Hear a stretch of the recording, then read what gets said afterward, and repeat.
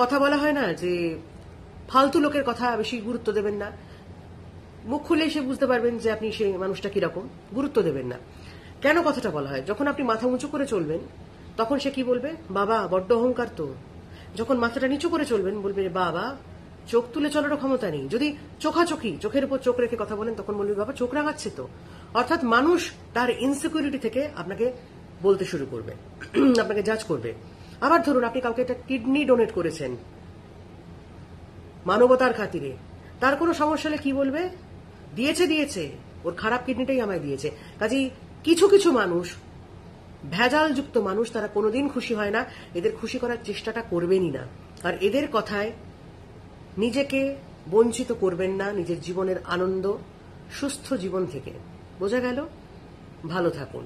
আর এরা এই সমস্ত আবর্জনাগুলো এরকমই থাকে, আপনি এড়িয়ে চলুন।